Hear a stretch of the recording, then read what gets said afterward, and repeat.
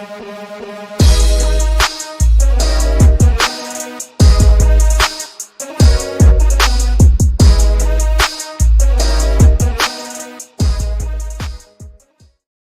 up, everyone? Welcome to Level 7. It is time for another episode of the Agents of Fandom podcast. I'm your host, TJ Zwarych. Happy, fantastic 4-week, everyone. Some of our most anticipated movies of the year. I know top 2 for a lot of us at the very least. A lot of them coming out. Those top 2 movies can maybe coming within a week or two of each other here, but very excited to chat about some Fantastic Four with my friends and to celebrate Reed Richards being the smartest man in the Marvel Universe. I decided to bring in the 2 smartest Marvel men that I know who also have brown hair and facial hair. First up, representing the John Krasinski Reed Richards, the fully bearded variety. It's my good friend and co-host, Damon Gray. How you doing, Damon? I'm doing fantastic. The last time you're allowed to say that. Last time I can finally say that. I mean, I'll still be saying it, but the last time I could say it with a good pun smile on my face. Doing good. I'm doing good. I am glad to represent the Multiverse of Madness side of the Fantastic Four MCU because I like that movie.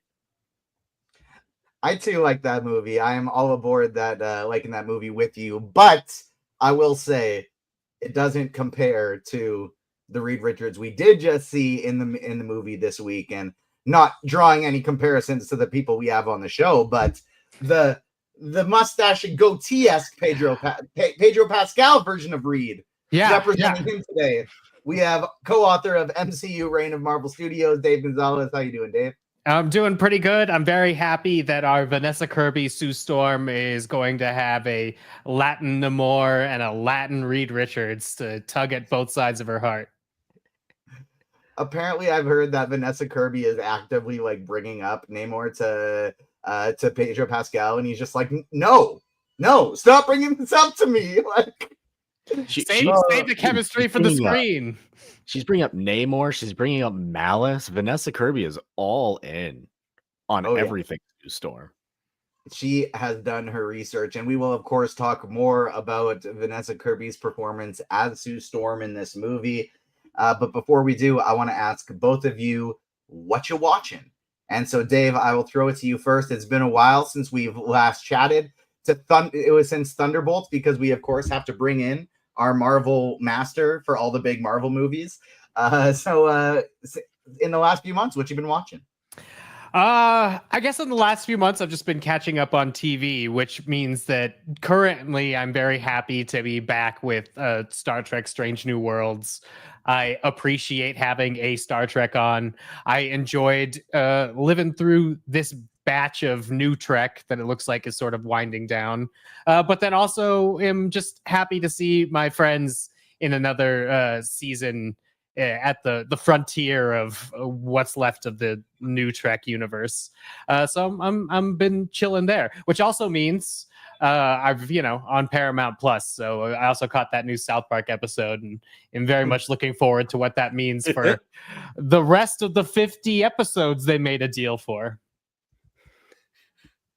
Damon, I will ask you what you're watching, but we all know you don't watch anything. So what you been reading? Just look behind me. That's a Jeff the Landshark comic that came out this week because, of course, I read a Jeff the Landshark comic that came out this week. Jeff was in 2 books this week, everybody. Wow. We are all in on the Jeff the Landshark train. I feel like a proud father at this point, or at least an uncle, really pushing this little lad forward, going through. So I've been reading a lot of Jeff. Jeff is very cute. However, let's go to the serious books. Absolute books went rampant this week. We had Absolute Wonder Woman, Absolute Martian Manhunter, Absolute Martian Manhunter, incredibly bleak, incredibly sad, incredibly real, but absolutely amazing book. Absolute Wonder Woman, very good. Excellent. We did a ranking on this week's episode of the Comic Corner, ranking our top absolute titles. We did it from 1 down to 6. So check that out to see which book is number 1. Is it Batman? Is it Superman? Is it Wonder Woman? Is it something else? You'll have to find out. Find out by checking out the Comic Corner, and make sure you subscribe to the Agents of Fandom wherever you get your podcast, and check out our YouTube channel because we got lots of great stuff already on there and coming in the future. You can find our chat with Fantastic Four director Matt Shackman up wherever you get your podcasts and on our YouTube channel. Talk a little Silver Surfer. We talk about some of his inspiration for building the aesthetic of the Fantastic Four universe. So make sure you check that out. Next week, we got fun stuff coming. Of course, there'll be some more Comic Corner, but we will also be reviewing Eyes of Wakanda, the new Disney Plus series from Marvel that is hitting Disney Plus next week. That you probably don't know is coming already because there has not been a whole lot of marketing for it, but we will be talking about it next week because we are definitely excited about that one. Want to shout out our friend Brandon Moore, dropped the super chat. Had to say what's up to my favorite people before I dip out before the spoilers start. Love y'all. Have an awesome show. We appreciate you, Brandon. You are the best. Hasn't gotten a chance to see Fantastic Four yet, but still here showing support. Be more like Brandon. Hit the like button, subscribe, hit that notification bell. Follow us on socials at Agents Fandom on TikTok and Twitter, Agents of Fandom everywhere else. I think we can start diving right in to the Fantastic Four side of things. Dave, I want to start with you. Where were your expectations for this movie going in? Did you have high hopes? Did you have worries? And did they meet those expectations? Spoiler free. What'd you think? I mean, I think in terms of a Fantastic Four movie, I had pretty high expectations, but also being tempered. Where in preparation, I watched the previous four Fantastic Four movies, if you include the 90s unreleased one that is very easy to come by. And, went back and read some of the issues that I thought would be important to like this adaptation. I knew sort of from the trailers and the behind the scenes hullabaloo, it was very like Kirby centered. And so your Galactus trilogy, some like bits and pieces and like the first 100 issues of Fantastic Four that had things I thought would be important. I read a little bit, or I went back and reread some chapters of the book All of the Marvels by Douglas Wolk, who is a journalist who went back and tried to tell the chronological story of the Marvel universe throughout all the different publications. And he has a very interesting chapter on those initial issues of the Fantastic Four. And so I was just like, I think I knew what made a Fantastic Four movie, which was obviously the family dynamic of our four heroes. The questions I had going into this one, first steps, is this one was going to have no Doom in it. So previously when they're coming to the screen, they at least have to nod towards Doctor Doom in one way or another. If he's not the primary antagonist, he is a major antagonist at some point in the movie. So I knew that this one was going to go in the Galactus direction. So I was wondering how it was going to work without Doom. And I think it managed to very much impress me, especially in like the first hour, with how much they don't really need to explain things, and how much we could jump into this entire new world. And the world building is happening as I'm watching the family dynamic play out. And I would say I was very impressed with how this movie feels a little bit more like a serial, a little bit more like a Silver Age comic book, but there's a whole bunch of fun incidents and they're all sort of handing off to the next incident. We don't have any downtime, but they don't all feel like they exist because, someone's coming after my dad or someone's going to destroy the whole like continent. Like, I don't know why the Red Ghost smart apes attacked, but I get to see part of that in montage within like the first 10 minutes. So I was very, very impressed with how Marvel pulled this off. What it needs to be for the beginning of this final phase of the multiverse saga, I think, is something very different and something that we need to talk about once we get to spoilers, because I do think I was much more impressed in the line of Marvel movies with Thunderbolts than I ultimately was with this. This feels a little bit safe, but considering they could have, landed straight on their face like a couple of Fantastic Four movies before, I was very, very impressed with Fantastic Four First Steps.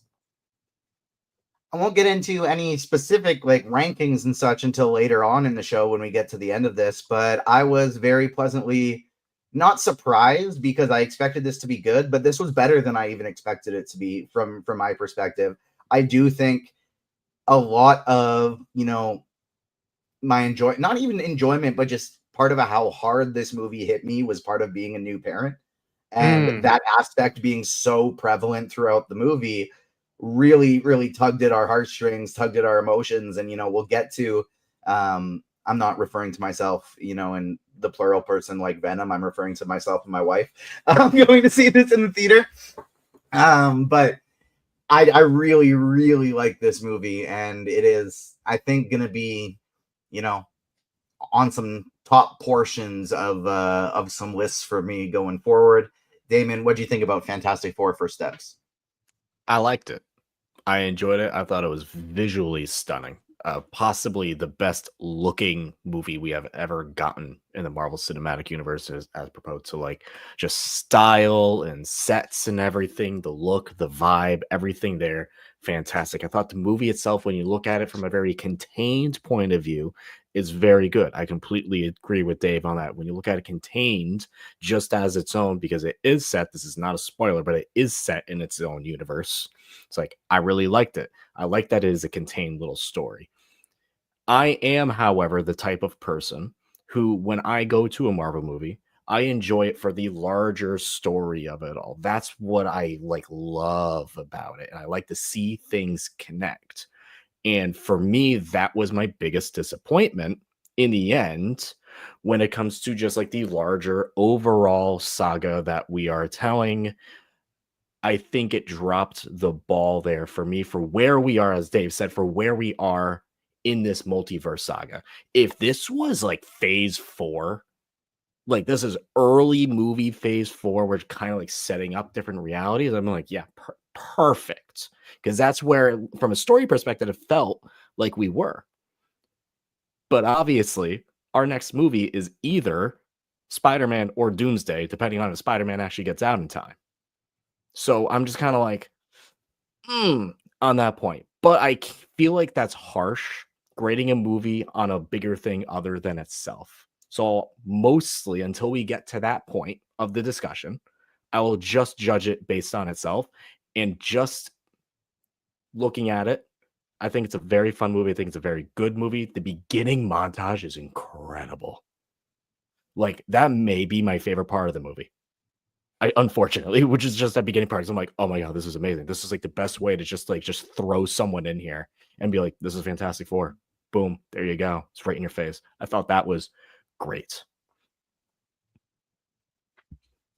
As we start diving into the spoiler side of things here, so we will give spoiler warning. We'll start diving in full stop to Fantastic Four. I want to start with, how you started things, Damon, and talk about those visuals and, the non-plot and acting related parts of Fantastic Four.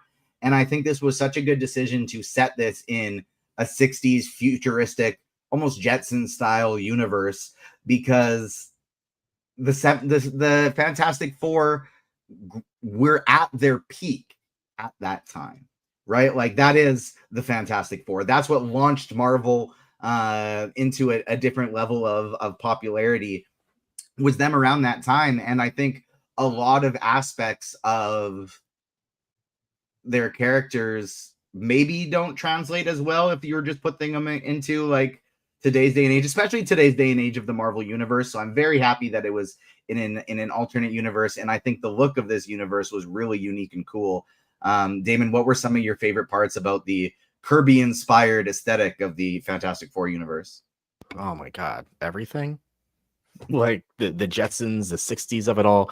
You mentioned that like the Fantastic Four are just some of those characters that just like kind of have to be fit in an era, almost like Captain America, like the first movie, like that just had to be during World War II. You couldn't do that movie without making that a timepiece, and that's what this is. This is just like a piece in time, and it's in a time that both has and hasn't happened, because it's that retro futuristic. It is the future, but it's the Tomorrowland of it all, that Disneyland Tomorrowland. It's like what we imagine the future to be. So the real time here is just, it's like vague. It's time doesn't exist. It's trapped in a bubble. And I think that's just so cool down to like what the cars looked like, everyone on the TVs, Times Square essentially just being like a retro, 4x3 box TVs everywhere. I think that's hilarious.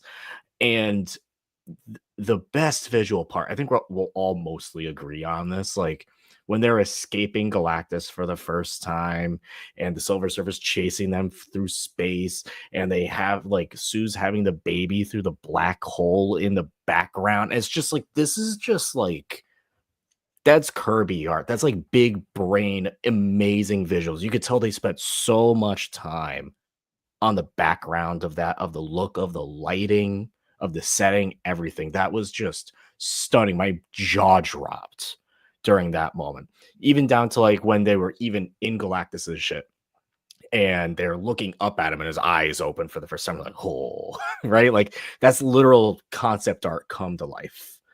I thought the visuals were incredible. There was a couple times though where the visuals aren't so great. I think you'll bring up the baby at times. The baby didn't look amazing sometimes. I think sometimes it was a real baby and sometimes it wasn't a real baby. You even know when it's not a real baby. And one weird one that I noticed, when Galactus falls into the Hudson and is coming up, the water coming off of him, I'm like, it doesn't even look rendered. I don't know, like you're supposed to be looking at his face and I'm looking at like his knee and I'm like, minor thing though, like it's just like minor little things there that even like you could theoretically touch it up before putting out onto like a Disney Plus or a Rise of the Silver Surfer is not a better movie. That's no. Wild takes in the YouTube chat right now. In my opinion, right now saying that better movie. Silver Surfer is a better movie. I do not think so. Is a better movie than you remember it. I could give you that because, like, I did go back and watch it recently this month, and I was like, I remember hating this. And I watched it. I'm like, I don't like it, but I didn't really dislike. Okay, so like, it's because we have the context of Fan Four Stick on what actually is a bad movie. Correct. Also, if we're talking about inconsistent visual effects, 70% of the Silver Surfer in that movie looks fantastic because it's like Doug Jones with makeup on and then they put silver over him. But the times when they don't have Doug Jones as a reference, like the other 30% is like some horrible like desktop rendered chrome stuff. So it's inconsistent even back in Silver Surfer. But anyway, that's not in this movie. This movie, Silver Surfer, I did appreciate the look of. And the now viral voice, I think, works really well. And I think the character ends up working really well for what she needs to do in the story, for sure. Dave, what do you think of the score in this one? Because I found it to be one of the more interactive scores of recent Marvel movies. Like, there are so many moments throughout that, you know, in Avengers movies, I frequently really notice the scores. They're very, very prevalent. As the teams are assembling, you get like your full-on dun, dun, dun, dun, type moments. Mm-hmm. But for the most part, I feel like I don't notice Marvel scores a ton while I'm watching the movie. Like they're kind of like very, very background for me. But this one really felt like part of the film, like an active part of the film for me. Yeah, there's something about this Marvel movie where I don't think they could have done this score or this period if it wasn't a Disney-owned company at this point. Because like the Stark Expo is essentially, you know, like a World's Fair that then makes Disneyland. This isn't so much 60s retrofuturism as it's 60s Tomorrowland that is made into it. That's like the sort of half Jetsons, half design thing. But the score really follows that. The score has like, you know, some like bouncy oboes and stuff instead of like long string things, and sort of has like some great big beautiful tomorrow overtures as we're in the sun and the Fantastic Four are fixing things, or the world's coming together to like do a task. It's much more sort of like look at the dawning of a new atomic age, which I think Michael Giacchino does a great job at sort of like aping. So much so where it's like Alan Silvestri scores one of the post-credit scenes, and I was like, what the hell is going on here? Just because it was like back to that Avengers sort of like, wah, like right at the end. But yeah, there's a scene pretty early on where Reed and Sue are just having like a conversation in their bed, and instead of like having like a sort of more serene score, Michael Giacchino's just sort of like bopping through it, where he's like, "Isn't this fun? It's like the two smartest people have baby problems too. Look at this." I think the score feels like it's having fun more than like the rest of, I think, a more traditional Marvel score, which would just be like there to punctuate pieces of action. There are those like punctuations, but for the most part, and I think that was also something that surprised me about this movie, is a lot of this movie is just members of the family discussing things. I am so surprised how normal core Ben Grimm is in this movie, considering every other Fantastic Four movie is like, no, he's got to be super depressed. This one's like, man, what if he's just like literally the rock of the team? And I really like that interpretation of it. And the score also feels like they're not necessarily pushing you in an emotionally manipulative direction, but there to sort of like fill it out in a very fantastic way. Oh, damn it, I did it. A very interesting way. Damon, when I mentioned can I bounce score, off of some of the score stuff? Yeah. Let me set you up. I was going to say, sorry. Damon, as soon as I brought up the score, your eyes lit up. So I want your thoughts as well. Please. Two things. One, I think this is the best score since Eternals. That movie, it was used very smartly as well, and like the theme of it, if you go back, it's excellent, and it does feel a little more Silvestri, like Dave said, in Eternals than this one, because this one, he mentioned the Tomorrowland of it all, which I also brought up earlier. The Tomorrowland People Mover in Disneyland song that plays is used throughout the opening montage sequence. Awesome. That's the little things that, like you said, like only the Marvel Studios can use under this ownership type of thing. And it's just like the little things like that. I would like just bring out the joy, bring out that like that optimistic retro Jetsons futuristic vibe. I love the score. I love how it was used throughout, down from like the little bit of the heavier bits. The only thing I was waiting for when we are listening to it, like when you're listening to it on like Spotify, or when they had the orchestra play it, when they had the chorus say Fantastic Four, that never appeared, I don't think. Like, I don't think we ever actually got the chorus, and I was kind of waiting for that on like at least the Fantastic Four title sequence, which I don't think they ever did. I've only seen the movie once, so correct me if I'm wrong. But the little like ba ba ba ba ba that they use just like throughout to just kind of like weave the city together is just so well done. And because you could use it in the city, you could use it in space. It's just perfect for them.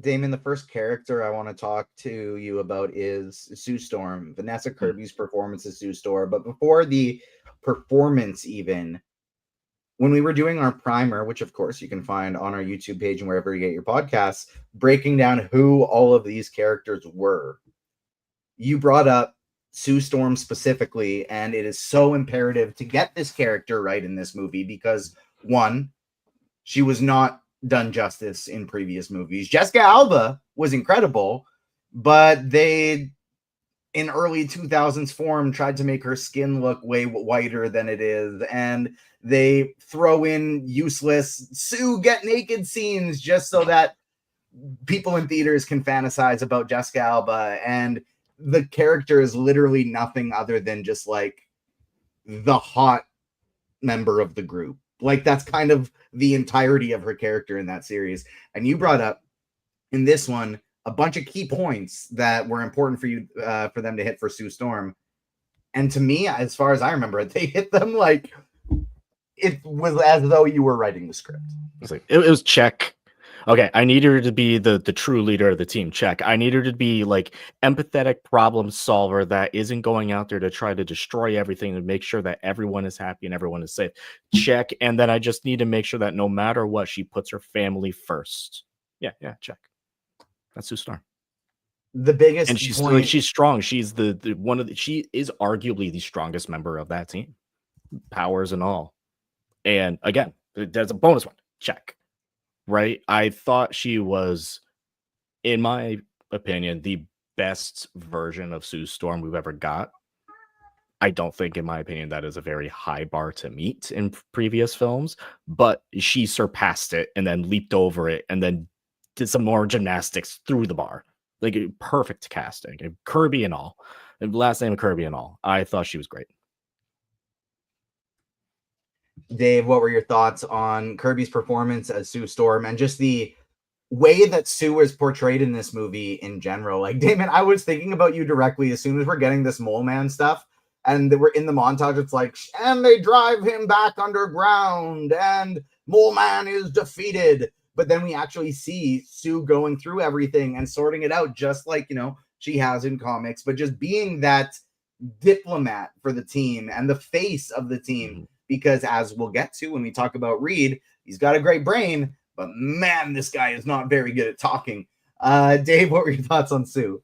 I really liked Vanessa Kirby's performance. I am a little worried that a lot of parts of the film have to pivot to become about Franklin when Franklin shows up. And there were one or two moments between like Vanessa and Reed after Franklin shows up and they meet Galactus, where I was like, we need to stop letting 4 credited male screenwriters be the person that writes our like empathetic female like leader. Like every time they tried to do that on screen, whether it be like your Waldron Multiverse of Madness, here Joss Whedon trying to talk about Black Widow having children in like Avengers Age of Ultron, there's just something about it where I could like it echoes a little bit hysteric to me. And luckily, this movie has enough time with the child that it is able to sort of like work its way out of that. But I do feel like there's a lot of really interesting nuance given to her character as like the head of this version of the Future Foundation. It seems like the absolute leader of the team, the keeper of the peace between everybody, because this Pedro Pascal's version of Reed is a much more introverted genius and not necessarily the default mouthpiece of the Fantastic Four, because this is a much more evolved universe. And I really, really like that version. And then in the middle of the movie, until she gives, I think, her big speech to New York, they sort of make her a little hysterical, panicky in a way I didn't like.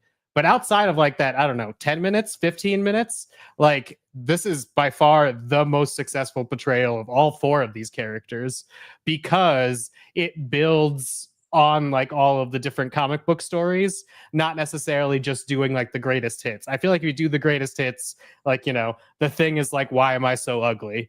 And, Invisible Woman is still Invisible Girl and is still like, I wish people didn't need to see me. If you just do the base ones, you're just doing their powers as metaphors, which I understand is very strong for certain portrayals of the story. What this one is like, okay, they all have these powers and they just build the characters out of actually what the characters have experienced in the comic books and in the 4 years we don't see here. So Ben Grimm's like okay with how he looks. He does, somewhat mourn for not looking normal, but he isn't going around being a sad Raphael in the 1990 Teenage Mutant Ninja Turtles, like yelling at the sky in his trench coat. That's not this Ben Grimm. This Johnny isn't a misogynist horn dog. He is a young man who seems more interested in space than like an actual human woman. And like this Reed is a very, quiet genius, but he's plagued by like a self-doubt and a guilt, which sometimes the original Reed Richards didn't have, which is why you get things like the Maker and the Ultimate Reed Richards ultimately.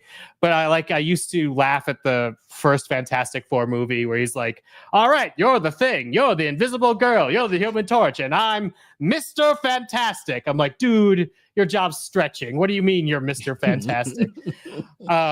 This one feels like a lot more like an understandable Reed Richards that could actually be part of a family and actually exist in a world.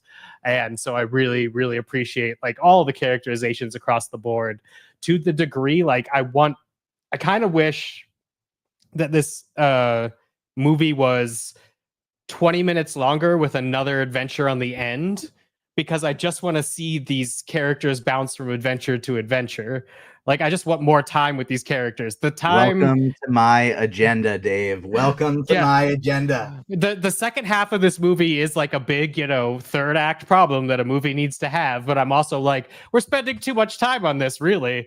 I think, so much so that we have to do some time jumps where it's like, then a month later, Galactus is still coming. I'm like, well, did something happen in between those things? I feel like I want to see these characters faced with a lot of different types of monsters and fantastical situations to deal with, which is probably the first lineup of the Fantastic Four that I've actually wanted to spend time with, and that's saying something.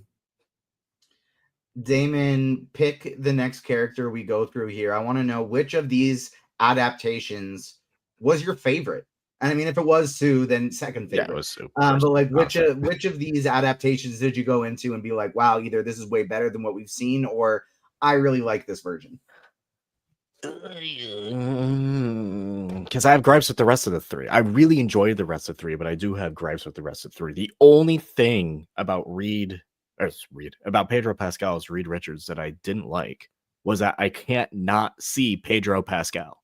That's my only gripe about him. I thought he was a great Reed, a very introverted Reed. I've seen a lot of people say he has, very heavy autistic themes, which is definitely a version of Reed Richards that is out there. I thought it was great. His superpower, Reed Richards' superpower, is not his stretching ability, it's his brain. And they put that foremost front and center here, where you almost I don't want to say you rarely see him use his stretching abilities, but you see him use it, but that's not his focus. His focus is to, okay, something just happened, I'm back to my drawing board. Something just happened, I'm back to my drawing board. Erase it, let's go back. And I thought that angle of it, that's Reed Richards. Even down to him looking at little baby Franklin, he's saying there's some things wrong with me, and he's scared about himself. And I'm like, well, yeah, Reed, you're never trust a Reed Richards, as we say on the comic corner. But I thought he was great. Did you get any potential future Maker vibes from this Reed I Richards don't think we're getting at this point, TJ. Unfortunately, I don't think we'll ever get there at this point. If this was phase 4, yes. However, we are now phase 6, a movie or a half away from Doomsday. No, I don't think we're ever getting Maker. Dave, what did you think about Pedro's performance as Reed? Did you get any Maker vibes? I personally really loved I just realized that the second time in a row I've asked you a question and then gone straight into my opinion. Yeah. No, I'll save my opinion. No, you should do it. I was just like, you asked me about one, I did a survey of the 4. You do your opinion, and I'll pick up after you. I really thought this kind of great genius mind, but can't have a conversation to a person outside of his family version of Reed was a really cool take. I'm sitting there thinking you don't have to tell the world the offer Galactus gave you. No one needs to know that. No one needs to know the deal for Franklin is on the table. You could have just kept that to yourself. But that's Reed. It gave me such flashbacks too. To not only is that Reed, but the limited Reed Richards we've seen in the MCU, even Krasinski's version, same thing. Wanda, please. Black Bolt could stop you with a whisper or whatever the hell he says. With one word from his mouth. Opening his mouth. What mouth? Reed, if you didn't say shit and Black Bolt just whispered, you would have been good. You would have been fine. You could have solved the whole problem.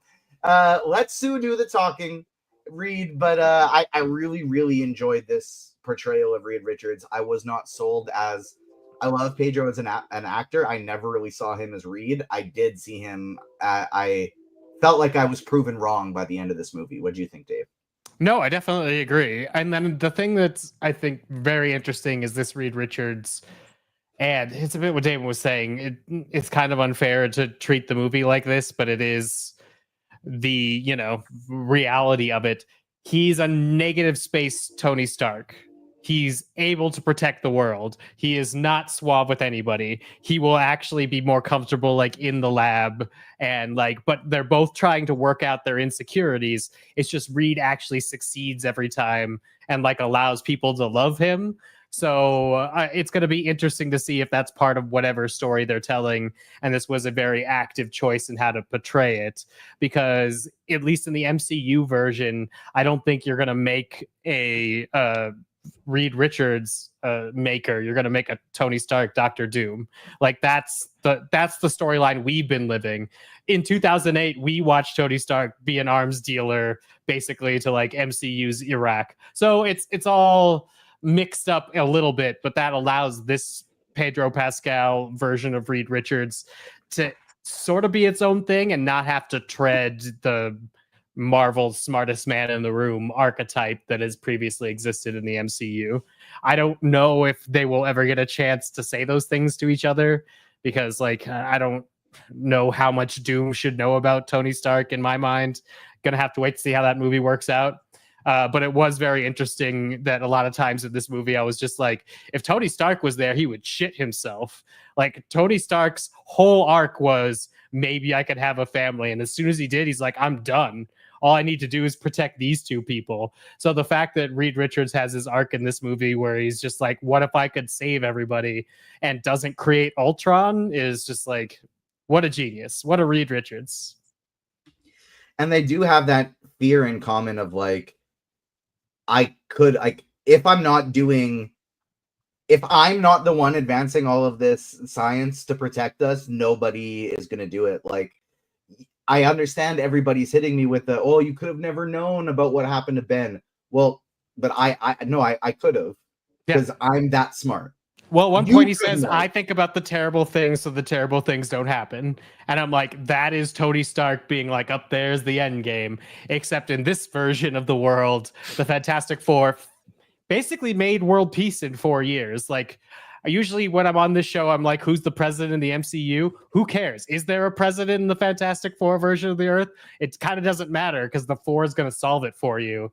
And like, when Reed Richards can get on the TV and be like, everyone, shut all your lights off at this time, and everybody does it, you don't need world leaders. Yeah. And so like, or when Sue could just like call a meeting of every country in the world except Latveria and get some stuff done. Like, I think that's a really interesting world building aspect of it. That is the stuff that makes this fun, is before they have to start dealing with Galactus, the more you learn about this world is the more you learn about like the control that the Four is able to have over this world in a positive way. Right before the Surfer shows up to say Galactus, Reed is like, oh, in my spare time, I also just like gave information of the leads of these 4 gangs to the police. And Ben's like, you baby-proof the world. That's hilarious. And I'm like, yes.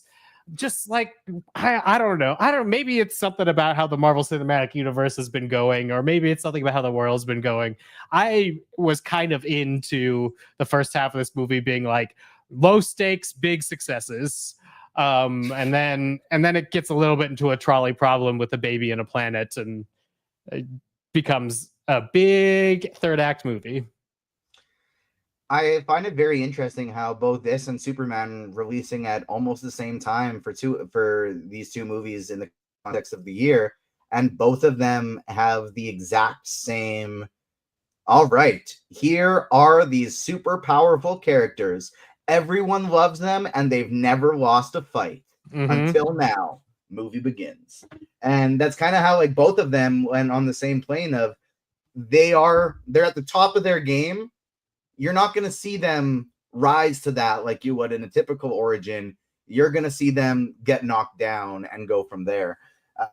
Damon, between Johnny and the Thing, Ben Grimm, I want to talk about Ben Grimm first, because I thought this portrayal, I thought that that's one of my qualms of this movie a little bit. Speaking of, we should have had 20-25 more minutes onto this runtime to give us more time spent with these characters.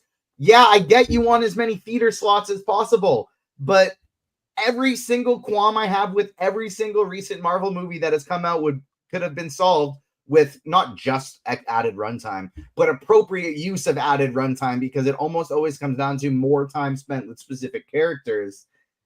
And that was the problem with Ben Grimm. I thought Ebon Moss-Bachrach was a literal perfect Ben Grimm. I thought he was wonderful. I thought the look was incredible. I thought he looked really great. But even just from what we saw in the trailers, Damon, it was so clear that a lot of Ben Grimm's story was cut from this movie. Oh my God. Like I don't know if it was cut or it was just never there, but if it wasn't there, that's sad. Because we It didn't was get for sure much of because Natasha anything. Lyonne's character of I'm already forgetting her name because she was barely in the movie. Rachel, yeah. She for sure had a larger role in this movie, and there was an arc between the two of them that just never made it in. Yeah, no, not Alice Masters. No, not Alicia Masters. Not Alicia Masters. Yeah, I imagine Alicia Masters in 616. That would be my guess. Sure. They brought up her dad. They brought up Puppet Master. No, that's true. Was stepfather. Yeah. I am not your father. I am your stepfather. I was rewatching the 90s cartoon, and that's like in the second episode. I did need a bit more Ben. The stuff we got was fun, but I saw somebody say like a B plot with Ben. There was no B plot with Ben. He made some kids happy. He saw a cute lady outside the school, was like, she's cute. And then by the time the surfer comes with Galactus, he goes to the synagogue and is like, hey, I'm here for you. I like you. The end. Yeah. That was the end. And it's just like, all right. Yeah.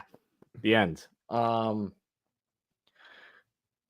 see Carlos in chat is actually on the opposite end. He likes to have a non-blind woman to be his love interest. For me, that's very important to all of that because she is the sculptor aspect. Like she really, like she's blind, but she knows what he looks like. She's a sculptor and all. So I find that like dynamic to be very important. There's just not much to talk about with the Grimm, with the thing here.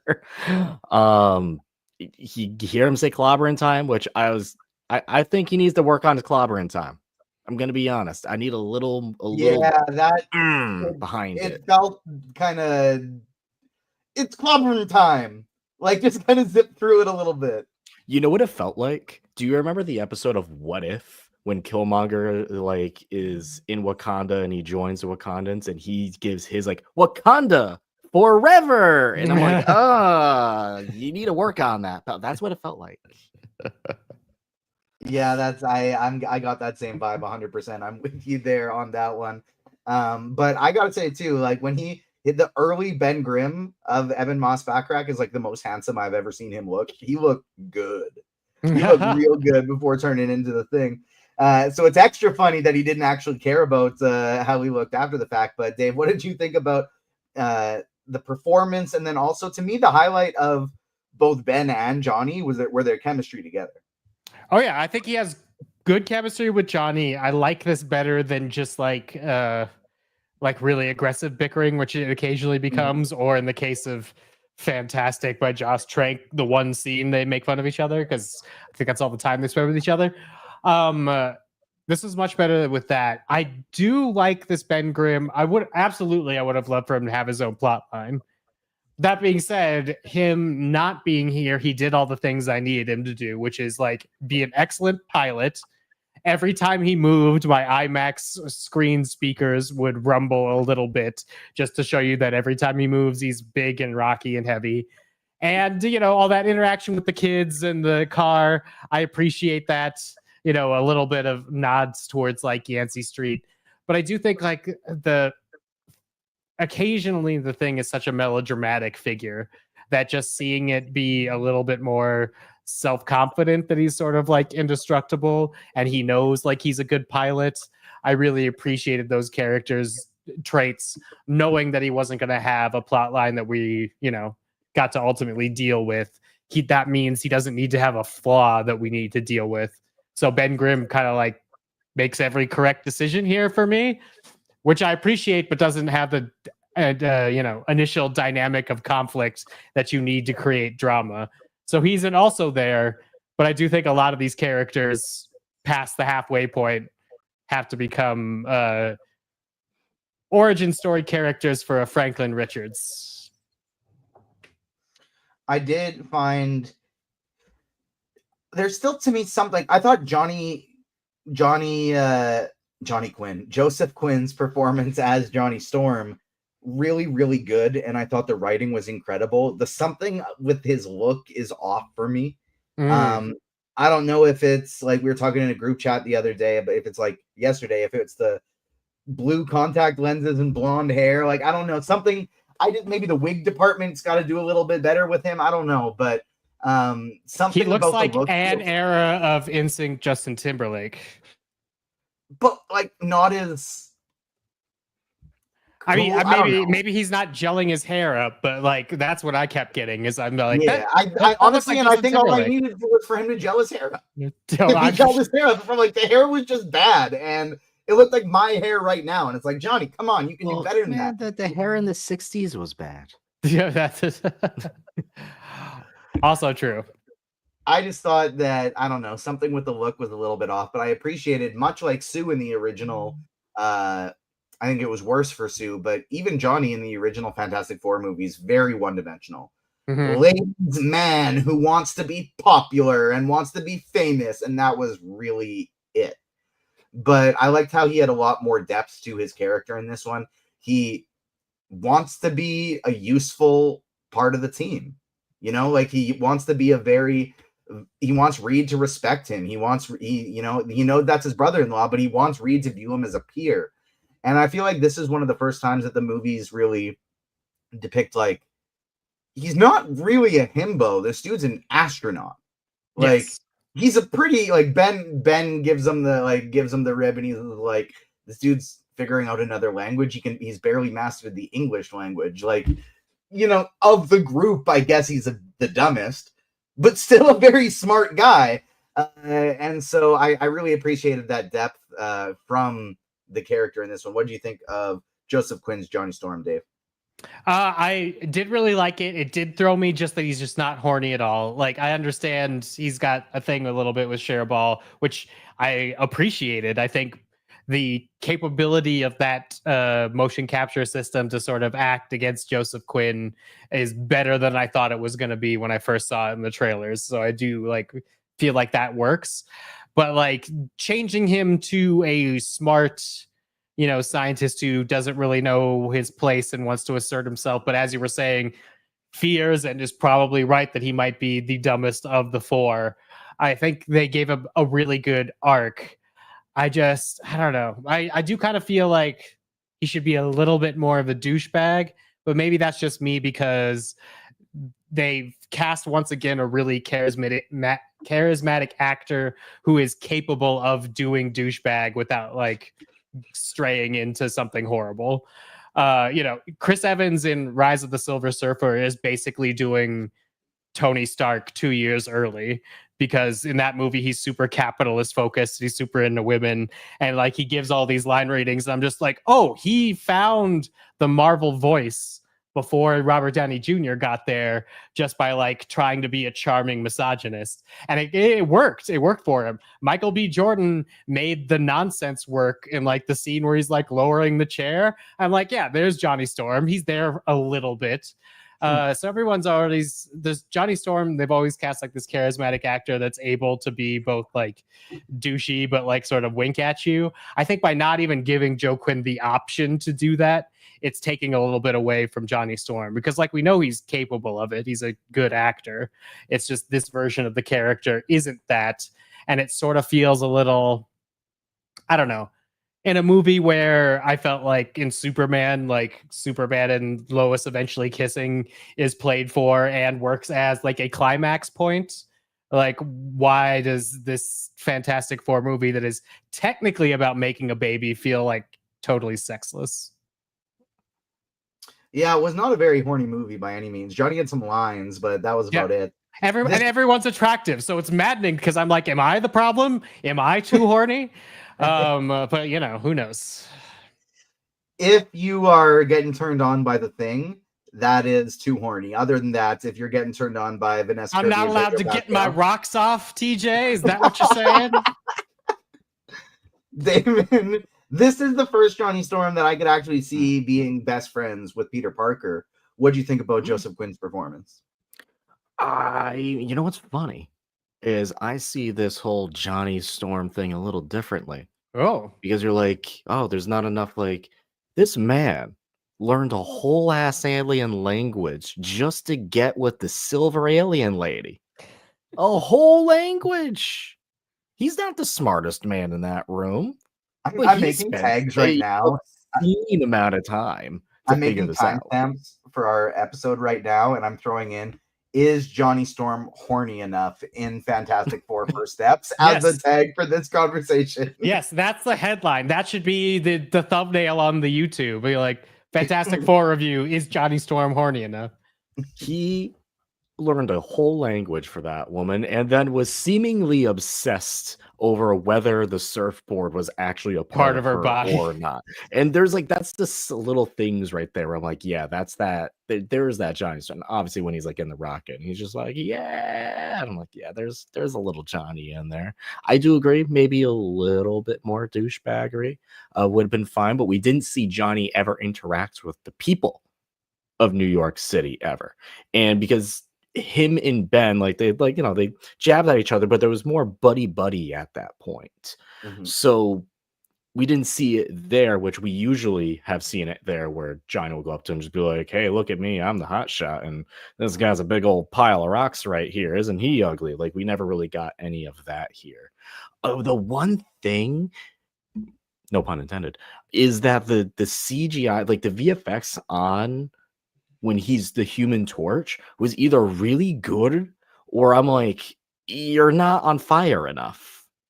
Because there's times when I'm like, they have the Ant-Man mask problem where they're like, oh, if he's talking, we should see his face. I'm like, that's not how superheroes work.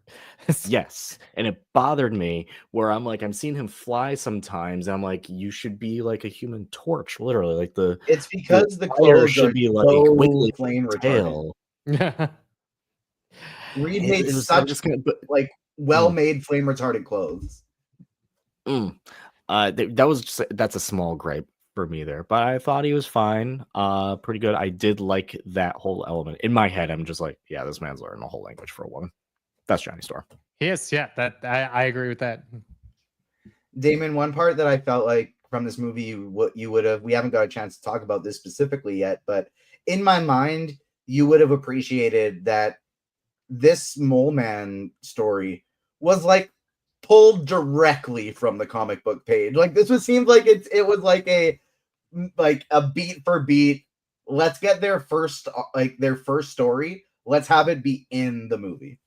Yeah, and they pretty much did that in the comic book, the promo comic for this, where their first thing they ever faced off against was the Mole Man, because they were building the Baxter building on Subterraria, and the Mole Man's like, and that's when Sue comes in and is like, okay, what's the problem?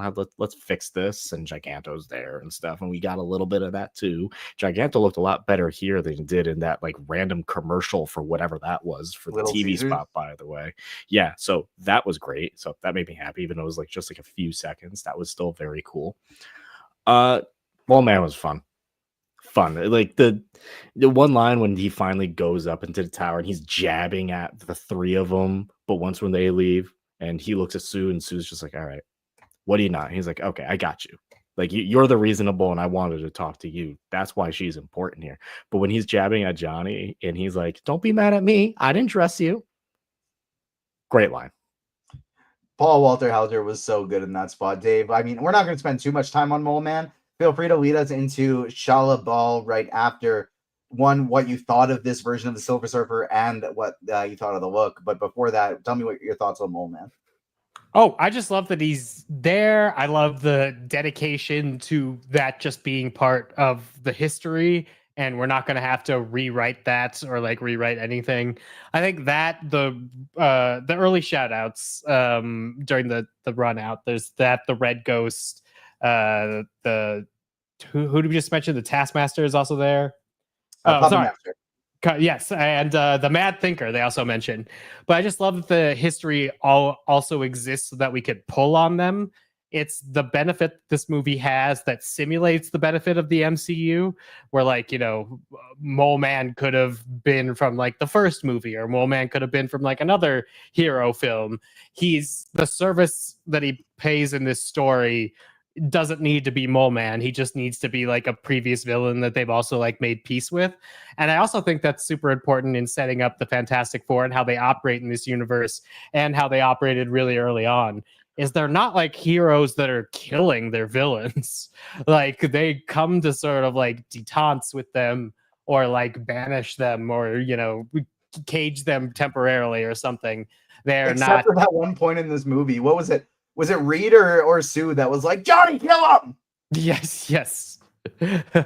Well, I mean, but also at that point, you know, that's supposed to be at the level of danger that it is. That's during the Silver Surfer chase back from Galactus, which I think is the standout action sequence in this movie in terms of like its pacing, where they just completely overestimate what they're doing, which I could guess is a good time to jump over to Julia Garner's Shalla-Bal, who is pretty good in this movie, who doesn't have enough time in this movie considering I think what her story ultimately is. I think that she's a very intimidating threat in the same way that the original Doug Jones, Lawrence Fishburne film version was, where like seeing her or them gain on you and then like pass through a barrier is terrifying.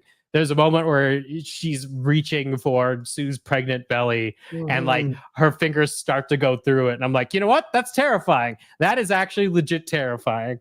So making the Silver Surfer terrifying, points for that. Putting a incredibly reflective surface in a whole bunch of like Kirby space nonsense, props for the visual effects department for doing that. And I do think there's maybe 2 or 3 scenes I would consider like Julia Garner performances, and I think she does a great job in that. I am wondering, though, at the end of this, if I want more or if I'm just supposed to have learned the archetype of what the Herald is, the Silver Herald. So am I going to show up and want to see Shalla-Bal next time the Fantastic Four have a movie? Or are we going to go the Norrin Rad direction, but we at least know how tragic he is at the beginning because we've seen this version of the Silver Surfer? I appreciate it a lot more than I thought I would, because I think Rise of the Silver Surfer, to bring up our friend in the chat again, balanced it too much towards the Silver Surfer. And this one has to have a Silver Surfer Galactus balance for a long time, where one is obviously a threat and Galactus is coming. I think the movie does a good job at balancing the threat of the Silver Surfer versus, I think, her pathos and Johnny's eventual relationship with her. I thought she was really cool, and I did have I had a hunch that the relationship between Johnny and the Silver Surfer in this movie would be something like this, because in my conversation with Matt Shackman, I asked him, like, so why Shalla-Bal instead of Norrin Rad? And one of the reasons was because, well, this is an alternate universe story. And so that does allow, you know, down the line, if anybody was to ever want to use Norrin Rad, he could still be utilized in the main universe. But 2, they wanted this dynamic with Johnny. Like, that was an active part of the story that they wanted to be included. And so, well, you could have done that with Johnny and Norrin Rad. You know, Johnny's very Star-Lord-esque, where it's like, if it's got a pulse, he's in. So that you could have made it work, but I did enjoy the dynamic between the 2 of them. I thought she looked incredible. I understand Johnny's attraction, and those surfing scenes were so cool. When she's surfing through the neutron star, that was incredible. What did you think of the Silver Surfer, Damon? Yeah, pretty much repeating the things that you two said. I thought she was great. Had the best moment with her was her conversation with Johnny after he finally like decodes the language and decodes like all the sonics going throughout the galaxy, which is the cries of anguish after their planets get destroyed, and also the prayers and pleads from her home planet that she saved. So I thought that was like the crux of it for her. I would have liked to see just like maybe a little bit more, but I am very shocked when we go back for her origin that just Norrin's just not even mentioned or there at all. That was to me quite surprising. And I know you specifically, TJ, like Norrin Rad is like one of, if not your favorite Marvel characters. How you felt about that? Up there for sure, but I also like, I do kind of feel like that itch was scratched for me in Fantastic Four: Rise of the Silver Surfer. Like, as a child, I enjoyed that movie quite a bit, and I thought the Silver Surfer was so cool. And so it didn't bother me to see the lack of Norrin Radd in this movie. One, because if I wanted him, like I would have wanted him full stop. Like just kind of seeing him as the husband getting left behind, whatever. And so that didn't actually bug me too much.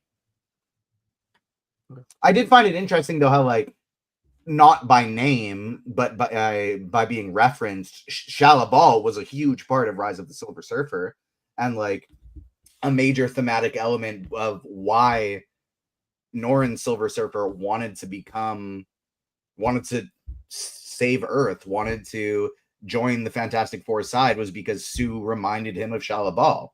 And so I find that aspect of it.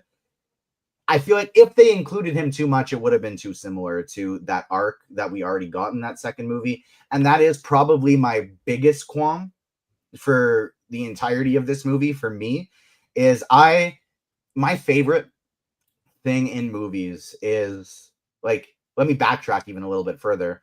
The root of my anxiety, when I have anxiety attacks, panic attacks, things like that, it always comes from, okay, well, if this goes wrong, this is what I'm going to do. If this goes wrong, this is what I'm going to do. I have backup plans. I have contingencies.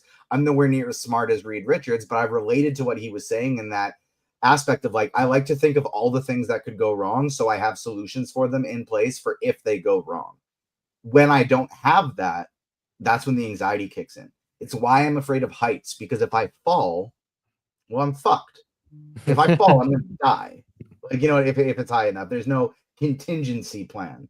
And so with that being the case, I really, really enjoy a movie on the opposite side of the spectrum that I cannot figure out what's going to happen. I theorize all the time. And as these movies are going, oh, this is going to happen. This is going to happen. This is going to happen. As soon as Reed's eyes lit up when Sue said move heaven and earth, I went, oh, they're going to teleport the earth. Like I love, having that. Reed became the patron saint of ADHDers with that line, as Carlos said, 100%.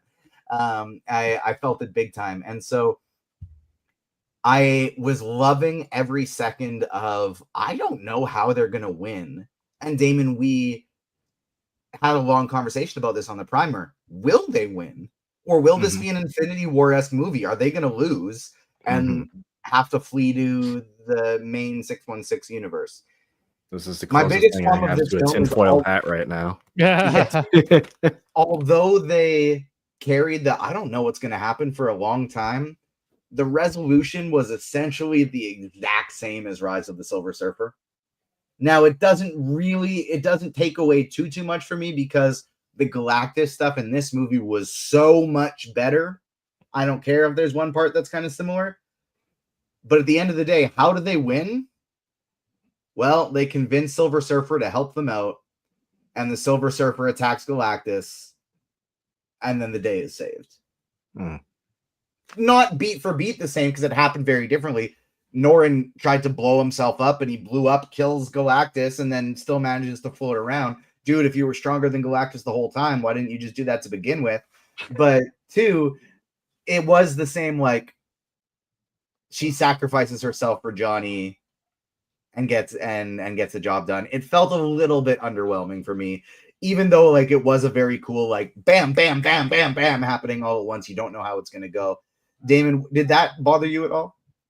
No, the entire time, like you said, when you're sitting down, you're just trying to figure out the movie, which is why I always enjoy a movie on the second watch, because I'm not thinking anymore. I'm not trying to predict and outsmart when I'm being presented and trying to like do all of that. I do think it is funny that a little bit of the meme with the movie is the Patrick Star, why don't we take Bikini Bottom and move it somewhere else? So when they're like doing the whole teleportation thing, I assume you may have thought this. I know I'm not alone when I say I thought this, but I was like, oh, they're accidentally going to teleport themselves into like the 616 reality, and that's going to create a quite literal incursion.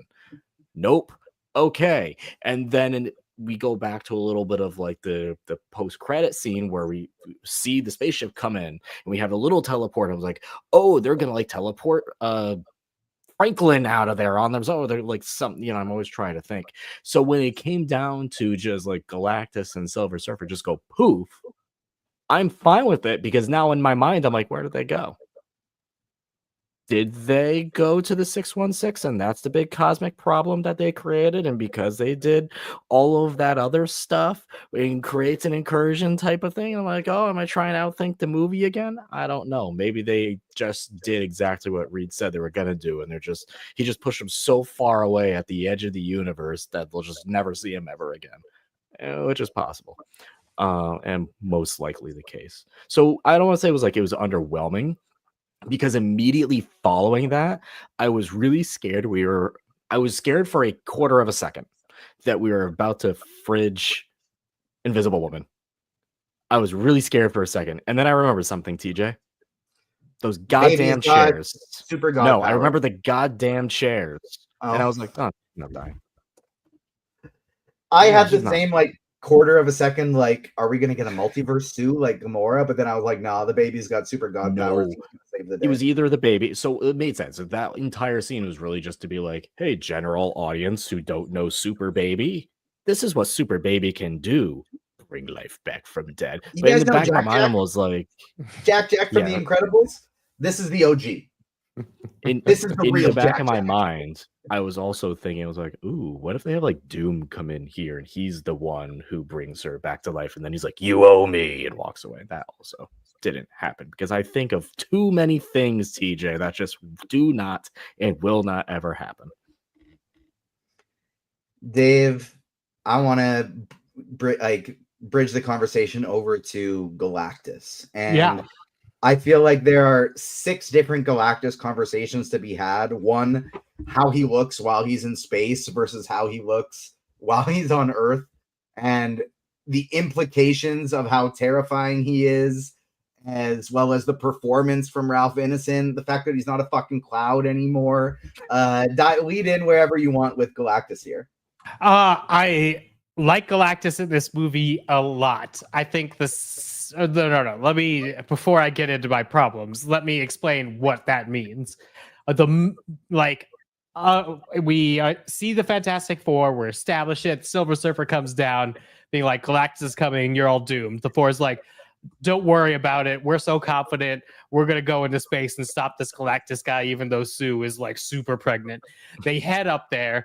They get in there after Ben does some fantastic faster than light piloting.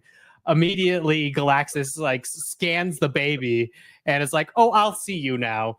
They show up. Galactus is huge and they are not ready for any of it. Galactus is like, give me the baby. And Sue's like, absolutely not. Run. And then they run and have to somehow get back to Earth through faster than light travel, but still stop the Silver Surfer where none of that matters to her.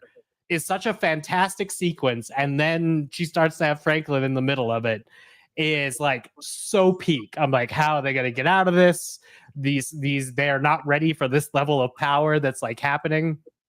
And then we get back to Earth. And then we deal with the Franklin, we didn't give up Franklin thing, but we are going to teleport the Earth and we deal with that. And I'm like, okay, I was also thinking we were going to go to a different universe. We're going to, surely there's something a little bit more complex about moving the Earth to a different spot in space. I don't know a ton about astrophysics, but I do know that that's going to have some consequences. And then he's like, no, it's within a 2% variable difference from our Earth. It's going to be fine. Right. And then Shalla-Bal comes and wrecks it all. And now I'm like, what are we going to do? And they're like, Galactus is coming. And at some point you could see him coming through the atmosphere with this big ship that's a drill with a whole bunch of tiny drills on it. I'm like, this is terrifying. The second they come up with the baby trap, and the second Galactus steps out and looks at the Statue of Liberty, for some reason my mind just devalued all of the stakes in the movie. Because I'm like, they're not going to kill the baby. A, because it's a baby in a Disney movie. B, because it's Franklin Richards. And I know that this movie's about setting up Franklin Richards for everybody to know when Franklin Richards has to do something. And like B, Galactus's whole threat is I'm going to eat your planet, and now he's big enough to stand on Manhattan. So something's going to have to happen when he gets back up there to his machine that eats the planet. It sort of like disconnected the threat of I'm going to eat your planet and became I'm going to come for your baby. And I'm like, well, he's not going to get the baby. So then I was just having fun when he's like, whoa, read witches, you are odd. I'm like laughing my ass off. I'm like, of course. You know, Dude, Reed, you got to work on your stretchy skills, my man. Like, that was not that big of a stretch. You should have been able to go 10 times that, bro. Like, get out of the lab, get in the yoga chamber, and start practicing your stretch. Start practicing your stretch. I want to see you as a bouncy ball in the next movie. Anson's voice performance is great. The way he keeps flipping his visor down and continuing being a badass after they like shoot him in the face. So like that'll show him. It's just all of it is great. It just has zero stakes to me, which makes it that much more of a problem when they're like, now Sue's gonna die, and I'm like, my dudes. Richard Donner's Superman, a fantastic superhero movie, had no idea it would need to be a serial. Undid death in its first installment. And that ended up being like a Superman cinematic power creep that arguably we didn't conquer until a week and a half ago. So like, what are you doing being like the baby can undo death? Why do I care about phase 6? We got a Jesus baby. Everyone's going to be fine. Everyone's going to be fine. I think that's a huge mistake. I don't think the Surfer is a mistake because the Surfer helps you defeat Galactus is just how you defeat Galactus. I would be more mad if the Surfer didn't do a flip because then I'd be like, what are you doing? It doesn't have to be like Alicia talking him into it like it is in the comics. Yeah, obviously because she doesn't exist. But then, I like that it was Sue in the old ones. It's older ones. And I like that it was Johnny here. But if you're going to have the Surfer push Galactus through the hole, she could have just done that 20 seconds earlier, and we could have gone over this whole thing that bothers me, which is like you killed a character that absolutely is in your next movies, and you had the baby bring it back, which is like something you've been seeding, like this baby's really powerful, but to be like also maybe the baby was never in danger. Like I know what it means if Franklin Richards can use his powers right now, which is he's stopped reaching back from the future, suppressing his power in his younger self, maybe, or like part of him's off in the power pack in a different dimension. Like it poses too many questions, and I think they're reaching for like we need this big third act moment, but I think their big third act moment should have just been having a lot of fun with the giant Galactus because it was fun. I didn't care that like maybe the Earth was going to be destroyed because it was just a tiny Galactus. It kind of went down to like Sky Portal again. And it's been like a good 10 years since we had Sky Portal. It is a portal in the middle of Manhattan, not in the sky. But they'd done so much to show that the Fantastic Four was going to save everybody that by the time Galactus shows up on Manhattan, they've evacuated all of Manhattan. They're not going to kill the baby. I'm just like, all right, I'm in. And then they kill Sue, and it really threw me for a little loop there. So I think this movie has a little bit of a third act problem where it's like, aren't you invested? And I'm like, yeah, but not in the way that you think I am, my man. Like, I don't think that you're going to kill Sue in this movie. You've done a good job building her character up where she's not the invisible girl. I don't think you're going to let her die. And I don't think you have the confidence in the audience to bring her back in another movie. And that's what the baby says to me. This isn't, Infinity War to Endgame, but I think they should have that confidence. I don't know. Is anybody not going to see Avengers Doomsday? Is anybody going to see this and not going to see Avengers Doomsday? It makes no sense to me. I would have liked to see them lose as well. I would have liked to see this be an Infinity War type end where they don't have their happy ending, and it kind of leads us into almost that how Ragnarok led right into Infinity War, and it's like, well, look what he just did to Thor and Loki. I would have liked if it was a little bit of a sense of like Fantastic Four coming in and being like, our universe just got destroyed, we need help, kind of a situation to bridge those teams. But having said that, I did appreciate, even though it felt like a little, let's push Galactus into the triangle, woo! Like it felt a little cartoon. Like we just built these impossible stakes for ourselves. let's solve it by pushing him into a triangle. Like, it just felt like a little convenience, easy to make it happen. But what I did appreciate is with how heavily Sue has been sidelined in Fantastic Four media, I appreciated that she got like the Super Saiyan, I'm gonna power up and save my world moment. You know, we got Johnny had it in Rise of the Silver Surfer. Mr. Fantastic kind of gets it in the original Fantastic Four. Sue is almost hit with that X-Men the animated series. Jean Grey passes out when she moves a chair. Like Sue with her nosebleeds in the original ones. We don't get to see her be the badass of the group. We did get to see that here, which I appreciate. And then on the Franklin side of things, I feel like it would like cheapen the death aspect of like, all right, well, he can just undo everything if you want because he's on their team. He's part of the Fantastic Four now. If it weren't for that post-credit scene. And now to me, that kind of changes to, oh, fuck, Doom has the super god baby. Doom has his molecule baby, TJ. Now Doom has the super god baby. Damon, Galactus into Franklin, thoughts? Yeah, Doom has his molecule baby. We've been wondering who's going to be Molecule Man. He's got a molecule baby. Close enough. That'll rewrite his reality.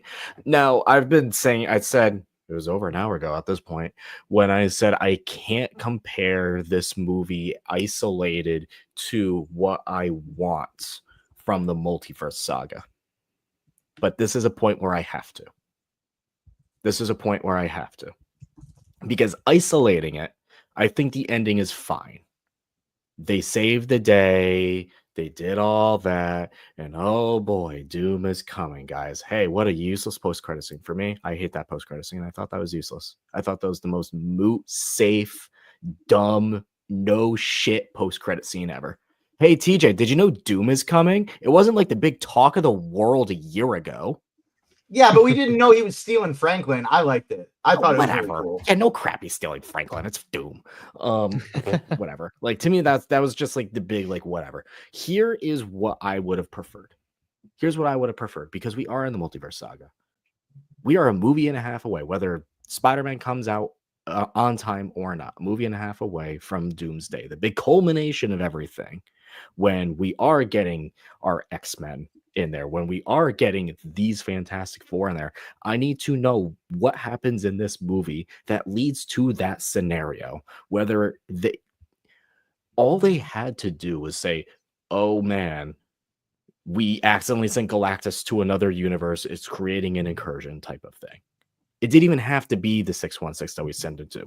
If this post-credit scene like ended with like an incursion's like, oh crap, and then we see them leave. What frustrates me so much is that last post-credit scene we got in Thunderbolts. Like, this just ignored it. We didn't see what led to that. We didn't see what led to that. We have never seen a post-credit scene. That's what Avengers Doomsday. That's what I'm frustrated about. When was the last time we saw a post-credit scene happen in a movie, and then the next movie, that previous thing hasn't happened yet? That's bad storytelling. Well, that doesn't get me excited. The Civil War one is the notable one, because you see Bucky and his arm, and you see Cap, and you see Falcon, who have just captured him, and that is a direct scene from Civil War. That happens in the next movie. It was about 2. Civil War. I think it was 2 away, wasn't it? Was it Ant-Man and then? Yeah, it was at the end of Ant-Man, because it was like, Ant-Man was like, I know a guy, right? And that was, I think TJ might be right, is that it was the movie directly after. But like, that was the only time they've done a scene, and the only time they could do that is because the movie is in production. The insane thing is that the same movie is in production between the Thunderbolts 1 and the Fantastic Four 1, and I'm convinced they still don't know how either of those things factor into the movie they're actually making, because I don't think they have the characters on stage. I think they have Robert Downey Jr.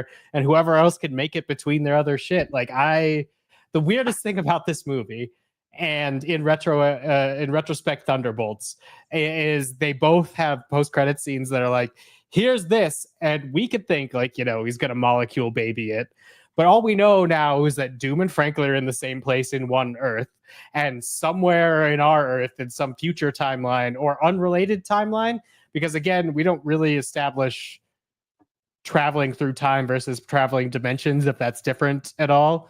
And so that's like 4 years later. I'm like, why do I care that this post-credit scene's 4 years later? Like, if time's not going to matter. Anyway, a whole bunch to say. Like a lot of post-credit scenes. I think it was just to show us that, hey, this Franklin's 5 now. Yeah, Franklin's 5, and Dr. Doom is here, which are both things that I, like Damon saying, would have known if they just would have said, and they were still, and things were fine for 4 years. And I'm like, then something happens.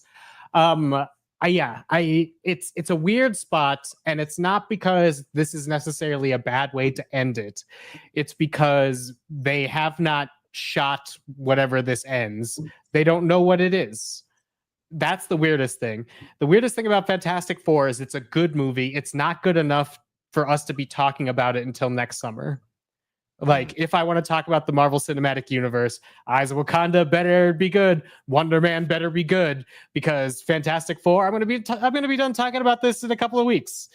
I'll be like, it was fun. I had a good fun time at it. Shouldn't have killed Sue. Oh, can't wait to see what Doom does with that miracle baby. Read Hickman's Secret Wars, so I have a faint idea. But like, that sort of thing is very puzzling to me. And it's also very puzzling to me that, Marvel decided not to go to San Diego Comic-Con this weekend and show the cut John Malkovich Red Ghost scene, show some like jokey scenes that were in the trailer that aren't in this, but like do something to try to prolong the hype just for like a little bit more. And I think they've now realized this. It's going to make a ton of money. It's going to do good this weekend. But also, I think they just changed Eyes of Wakanda, where they're just like, we're going to do all 4 at once, right? Next week, a week. Exactly. And I think that's that happened. Vile to me how they treated. Like, that is crazy. Well, they just got the Ironheart numbers, and the Ironheart numbers did better than Daredevil Born Again in terms of like streaming numbers. So I think they have no idea what they're doing. That's my new personal analysis.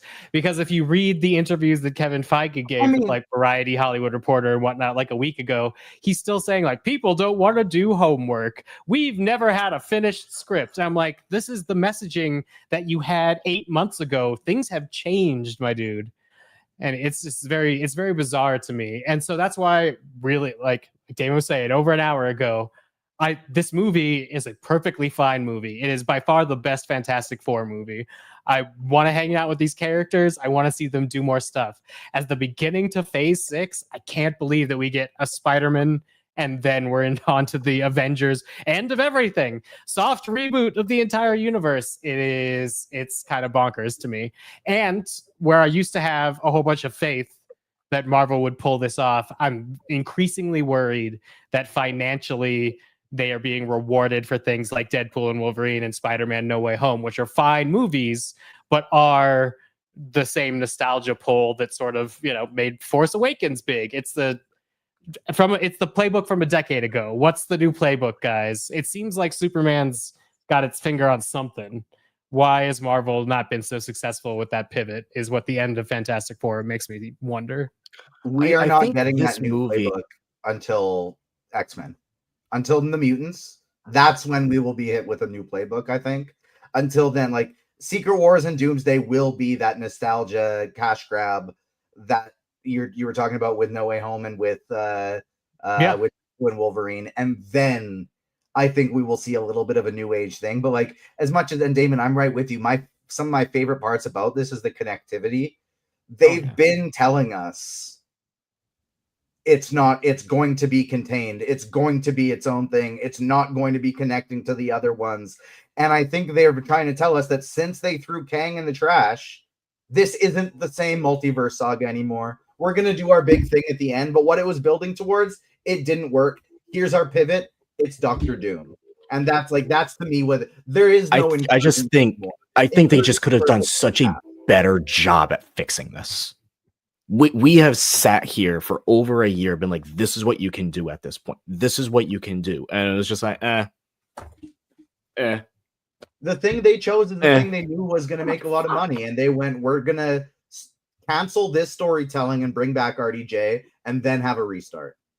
I guess I'm surprised they actually did it, because they've been saying it for a while, but they were like, here comes Echo, a show you don't have to do homework for. Oh, the Kingpin's in it. Here comes Daredevil Born Again. By the way, I hope you've seen all 3 seasons of the Netflix show. I don't know. TV's not going to matter anymore, but we're going to put Punisher in everything. I'm sure I was on your guys' podcast for Brave New World being like, oh, whatever happened to Marvel Spotlight? Whatever happened to Marvel Spotlight? They're flailing. That's coming back in December. Yeah, they're Wonder flailing. Man. They're flailing so much. There is for Wonder Man, who will then be in Avengers Doomsday. Yes, exactly. It's yeah.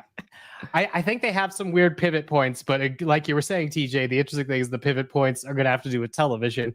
Maybe they could course correct with Vision Quest. I don't know. That sounds like an interesting premise that they're building, but I don't know if that's going to lead to anything. Wonder Man, they seem very internally confident about. So maybe that's going to do something. But it is insane to me that there's no Marvel movies between here and there that are Disney produced. We have one Sony Spider-Man movie, and maybe that's going to have some splaining to do, but also has just some stuff to do with those characters to get them ready for Franklin touches Dr. Doom's The face. Spider-Man movie is Marvel Studios produced, right? It's just distributed by Sony. Correct. Yes. Yeah. So it's Sony is paying Marvel rather than Disney paying Marvel. Yeah. But either way, I think they put a lot of clout into those. However, I'm always very interested in the characters that they are willing to sort of lend to Sony, because that could at any point Sony could try to take its property back. The Sony Marvel movies are incredibly interesting to me because that's the only time Kevin Feige and Louis D'Esposito have to answer to anybody, and it's Amy Pascal, who is a wild card in the Always Sunny in Philadelphia sense, with what the Spider-Man universe is. So, it's I just can't believe it. In a world where we knew about movies coming out 4 years before they came out, I can't believe that I don't know how they bridged this gap between the end of this movie and their next event movie. It's gonna be wild. It's gonna be wild, guys. I think they had an opportunity. They had several opportunities, and they just didn't take it. And for me, that is my biggest frustration. TJ and I, we've been talking about since Multiverse of Madness, the amount of multiverse MacGuffins they have created that you could just pick one, just pick one. And in this movie, the post-credit scene, pick one. No, they could, it's a but safe ultimately, thing. It's safe. But that's the frustrating thing for me, TJ, is it's just just pick one. I understand you're trying to make something self-contained with no homework.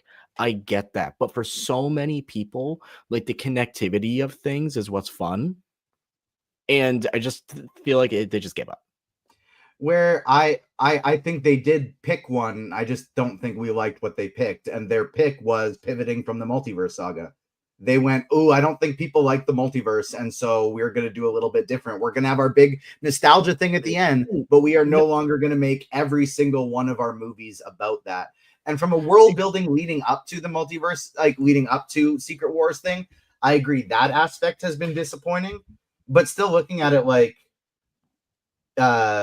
Well, I disagree with what you just said. You said they didn't pick multiverse in the end. The Doomsday movie is Fox X-Men versus what's left of the Avengers and this Fantastic Four team from the 828. Yeah, so that's why I just said they're still doing their big nostalgia fest at the end, but they're no longer having every movie be a multiverse movie building up to that. That was their call. That was their choice that they made. And even though I still don't, I would have preferred that they had it building to a end game type story like they did before, still looking at it of the last 5 years, Thunderbolts, Fantastic Four, Guardians of the Galaxy Volume 3, Black Panther Wakanda Forever, Spider-Man No Way Home, Shang-Chi, all of those are a minimum 8 to 8.5s for me. Movies like the Marvels and Multiverse of Madness I really like, but maybe on the 7.5 scale, but all those other ones, that's 6-7 movies in the last 5 years that are still 4-star movies in my opinion. So I don't think they're floundering in the sense of individual movie making, but it does feel like they're very much floundering in the sense of world building to an end story. I think it's just going to be, and I'm sure I'll still really enjoy it, but I think it is going to be more of a, all right, this didn't work. Let's give him Robert Downey Jr. in the Fox X-Men one more time. Bang, bang, bang. Then let's restart with our mutants. I think it's very possible. It feels a little weird because like the Fantastic Four are one of their most multiverse ready properties. The fact that it is like a Kirby property, the fact that Reed at the beginning of this movie is like teaching children that there's probably a multiverse on like the blackboard. It does feel like a little trolly, but I do understand they're working with what they're working with for the most part. I think Shackman was able to make the movie that he wants to make here. I think there's a part of me that so I have this weird theory where it's like fantastic. Peyton Reed, the Ant-Man director, was developing a Fantastic Four movie in like 2000, 2001. And then that sort of like fell apart and became the Fantastic Four movie we eventually got in 2005. But immediately after that, he left and did Down with Love. Did you guys ever see Down with Love, that Ewan McGregor movie? No. It was also set, it was supposed to be like a 60s like romance comedy, but it was set in the sort of similar sort of like Tomorrowland feel. And instead of doing like green screen, they did like painted backgrounds. So the whole movie was shot inside on stages, but it was supposed to look kind of like 60s and artificial. And so I was like, maybe like the thing is Peyton Reed was trying to push like a period piece Fantastic Four, and it has always been this. If Marvel Studios wants to like capture who these characters are, it needs to be in a alternate universe, or it needs to be set in like the 1960s America or some version of how we perceive that. I think this movie cracks it, and this movie is a good enough movie if we're not going to get this Fantastic Four again in a non-team up movie. Like there's a world where we do Doomsday and Secret Wars and we reboot it, and like this is the only Fantastic Four movie we get. I don't like that world because I think they pulled this off, but I do think they built it as this nice little thing where it offers up Franklin Richards to the Russo brothers and Robert Downey Jr. and it's like, please figure out what to do with our baby, and otherwise baby. Yeah. And otherwise silos itself in being like, if we got one, I think it should be this one. And I really appreciate it for that. Is it perfect? No. Is it bad? By a far stretch, absolutely not. It is, like I said, the best Fantastic Four movie. Just weird in the world where Marvel's entire cachet is the interconnectivity, the serialized nature of the story. This isn't throwing back or forward hard enough for me. It's just like, didn't you have some fun in Fantastic Four? And I did, but I think the movie needs to do more than that to sort of keep whatever Marvel's doing going. Before we get to rankings and ratings, I do have a couple theory-based questions I want to throw both of your ways. One, I'm going to ask Damon the one that I feel like is safer, because I think Damon's going to hate the second question. So I'm going to say the second question, ask for Dave first. But the first one, Damon, do you think Franklin plays a little bit of a yes, MacGuffin baby, and Doom's going to try and make his own universe through Franklin? But do you think we see a little bit of Franklin playing Valeria's role from comics, and Doom tries to make this his god baby and his full on like they have a relationship going forward? I hope not. That's my favorite thing about Valeria, man. I don't know that we get Valeria. Is kind of my point. I think both of those. I'm just saying that's my favorite thing about her, is that she doesn't have like superpowers. She's really freaking smart, but she's the only person in the world that can like just talk to Doom, and like Doom's doing terrible things, and she's like, "Hey, man, it's not cool," and he's like, "Oh yeah, tell me why," and like they'll just have a conversation. And so I hope not. Is it possible? Sure, it's the MCU. They can do whatever the hell they want, but I hope that's not the case. What I can see more happening is he uses Franklin and a mixture of other things, which may be why, like, let's say Doom, like he steals Franklin, and then Doom's just going through the multiverse to get the things that he needs to create his Battle World his perfect thing. So he's like, okay, now we got to go to this 616 over here to go get these bangles from Ms. Marvel, or these rings from Shang-Chi, like these really powerful things. And now we got to go over here to this X-Men universe to get whatever, right? Like I could see that happening. It's just like Scott Summers' visor. Sure. Not Cerebro, something, right? Like maybe you like put Cerebro on the baby.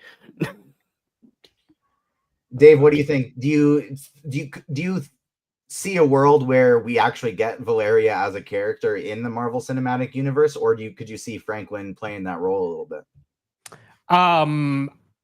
I think you could do both because of the nature of Franklin's power and the idea that if this Fantastic Four starts sort of like in the middle of the story, in theory, Doomsday could start and they like already have Franklin. And by the time, 616 meets Doom, it could be Doom and his son and his daughter. Like Franklin's created a Valeria. Like we don't know what sort of weird time dilation multi-universe shit's happening. If it's anything like, it's going to be the Valeria from Multiverse of Madness. I mean, it could be if it's anything like sort of the Hickman Secret Wars build up between like Avengers and New Avengers. Doom will be on like, I think, take the Illuminati side, which is he's trying to get to a solution where he's like willing to kill worlds, and our 616 people are going to be distracted by something. Whether that be like the Fantastic Four, or the X-Men showing up, or like something like, we got to stop an incursion. Can we save them both? The idea sort of, I think, of Doom is that he, much like Thanos in Infinity War, this movie is more about him winning. So I could see him winning and him having Franklin, and Franklin thinking he's Doom's, and Franklin thinking his sister is Doom's, also Doom's child and his sister, and have that relationship all built in. And then like halfway through, the Fantastic Four show up as the Thunderbolts are like, no, that's our kid. And like, they don't know.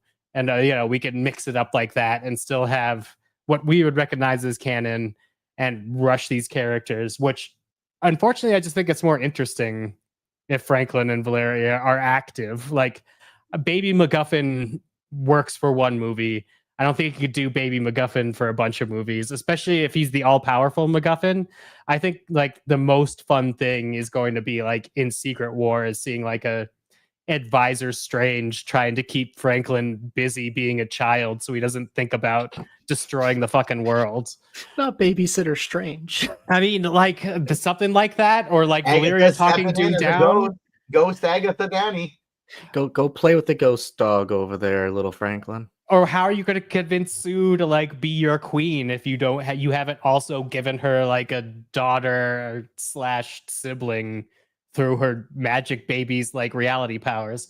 The weirdest thing about this movie is it like doesn't establish enough for me to know where it's throwing. If I were to take just what was said in this movie, the Franklin Richards that is in this movie somehow becomes the Galactus that is in this movie, because Galactus introduces himself, I'm a man from another world, once little like you.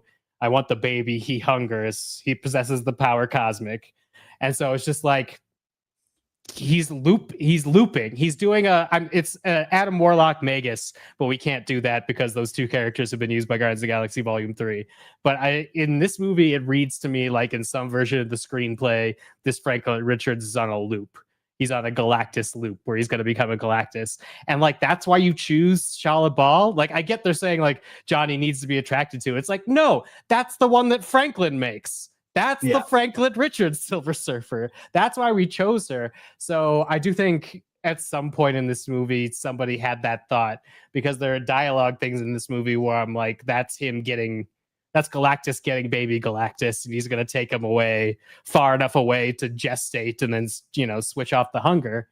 And that's what this movie feels like it's going for. And then it's like, nope, because Doomsday. And that's where I'm like, somebody needed to write a better ending to this movie if they wanted it to fit into this huge thing, because they obviously want Franklin and Doom to be a relationship, and I appreciate that, but most of the movie is written for me to think that Franklin's going to become Galactus. And like, I know he's super powerful and like whatnot, but the context of the movie, Reed doesn't know how to detect it. All we do is take Galactus's word for it, and then he brings Sue back to life. I just think if you would have approached it differently, frankly, could have been a more interesting MacGuffin than what he ended up being, because I think he was supposed to be part of this endless cycle of hunger. Now, I know that Damon wants Doom's mask to stay on the entirety of Doomsday, and Damon does not want there to be any remotely close to Iron Man references, and, keep that face covered, or at least keep it scarred. But Dave, the prevailing theory, and what it sure looks like, is that Franklin might be putting his hand right on Doom's face and fixing it up in that post-credit scene. I mean, maybe. I definitely think that's a interpretation. Here's what I think really happened. They made a cut of Fantastic Four, and the Russo brothers and Robert Downey Jr. sat down and watched it. And then Joe and Anthony Russo turned to Robert Downey Jr. and said, "What do you want to do?" And that's what I think happened. Like, I don't think they know. I don't think they know. I think it's dumb for us to question it. I don't think they know. They're like, he reaches out beneath the hood. If they knew, they would have had him say something. Like, I'm surprised they showed as much of the mask as they did, because I don't think they know that either. Like, they don't know. So that's the thing. If I know anything about how Robert Downey Jr. has approached every single one of these movies that he's been in, with the exception of Iron Man 3, because he trusted Shane Black because of Kiss Kiss Bang Bang. He comes in and he looks at the script. He's like, "That's cute. All right." And he just takes it from whatever he wants to do. And I'm convinced that's why everybody's getting a whole bunch of money, is because they're working that magic over in the UK. But in terms, that also means it can't mean anything for this movie, as far as I'm concerned. So yeah, maybe he's healing his face. I saw someone being like, he's healing his face so he looks like Tony Stark because Franklin Richards could see it, all the things. I'm like, sure. You know what? If that's what Robert Downey Jr. thinks, then that's what's going to happen. It's insane. It's like talking to or reading James Gunn interviews now that he's like promoting Superman and whatnot, talking about he filmed the entirety of Guardians of the Galaxy with a red Power Stone, and then someone at Marvel's like, actually it's purple, and James Gunn's like, yeah, whatever, what the fuck. Like, that's the stance you're at when you're dealing something with like Franklin Richards. It's like, oh, he's all powerful, he healed the scars, okay, he made Battleworld, okay, cool. Yeah, I think it's a fun theory, but I think the realistic answer is we don't know, because they don't know. Damon, any thoughts on the theory?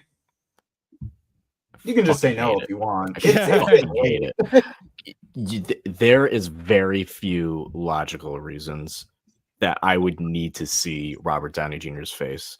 If this is a Doom from that universe that very clearly has never had a Tony Stark, why the fuck would he look like Tony Stark? Why?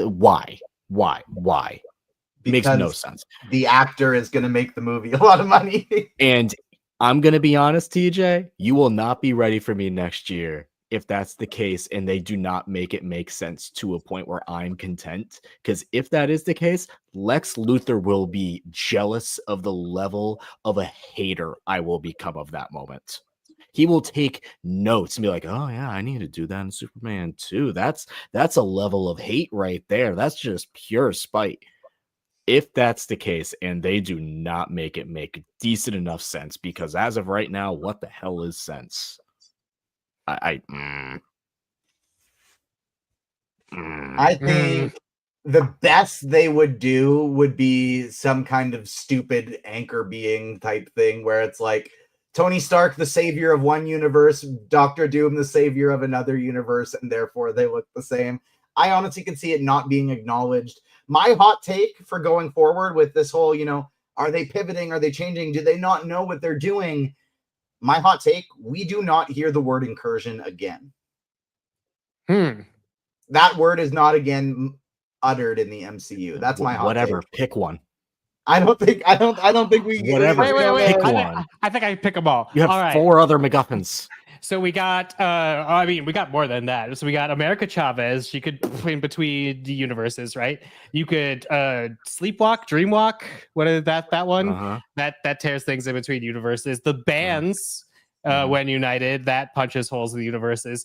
If you put 2 Infinity Stones into a sling ring, you could jump in between universes. Thanks, Deadpool and Wolverine. If you have a spell that is centered around some sort of item, you could pull people from other universes, portalless, just like anybody who has one piece of knowledge, like who Peter Parker is Spider-Man. You can just yank them indiscriminately from another universe. Whatever also Clea have- does at the end of Doctor Strange of the Multiverse of Madness, where he just like cuts a hole in between the two. That seems to be that's a dimension. That's different. Okay. That's Dark Dimension. Okay, so don't 5. forget you also have incursions, canon events, anchor beings, Nexus points. beings, Nexus events, and Mhm. absolute points. Mhm. Okay, yes. Those Just are all pick one. timeline That's things. that's all I'm asking. Just pick one. It's I going don't to be care if it's an America incursion. Chavez.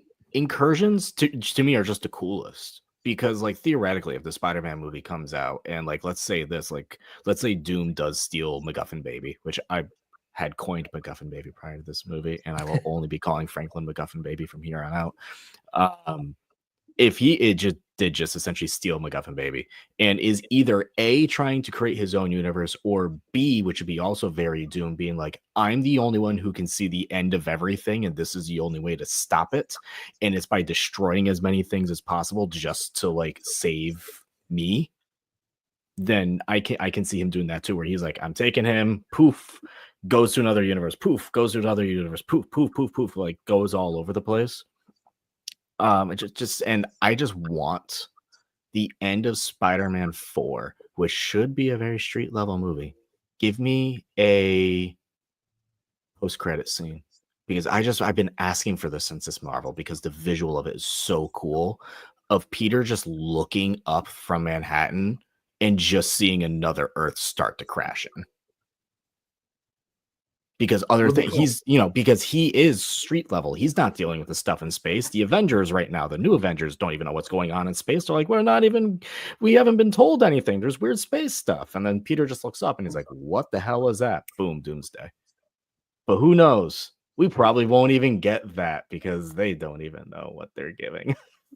If you want to know more about how, for decades now, the Marvel Universe has had no idea what they're going to do, but they seem to have magically pulled rabbits out of some hats to make it work, you can read MCU, The Reign of Marvel Studios, written by the wonderful Dave Gonzales, Joanna Robinson, and Gavin Edwards. Dave, of course, with us right now. Thank you so much for joining us, my friend. We love having you on for these movies. Plug time. Plug whatever you want to plug. Where can the people find you? And thank you so much. Yeah, absolutely. Buy the book. It took me like a full sentence into what you were talking about, where I'm like, I do want to know more. I can't wait to hear what TJ's talking about. You literally wrote the book on it. Yeah, I know. I realized it once you were saying. Yeah, MCU, Reign of Marvel Studios, good book to explain how we got here. I'm also on a podcast called Storm of Spoilers. We just covered Andor season 2. In depth. That was pretty fun, and also had like a YouTube element if you want to search for that. And then strangely, I've been doing a podcast since like 2011 with my friends that we all used to live in New York. Now we all live all over, called Fighting in the War Room, that Time Magazine named one of the best 100 best podcasts of all time. So fuck you, Phonographs, we won. Check out Fighting in the War Room. I guess it's okay. It's a weird time. Check out the Comic Corner every Thursday. It's late. I'm gonna just keep on going on out of here. Comic Corner every Thursday. Next up on the list for the Agents of Fandom show, we have Eyes of Wakanda. Right after that, we have Peacemaker season 2. So stay tuned. Hit the like button, subscribe, hit that notification bell so you don't miss out on any of our content.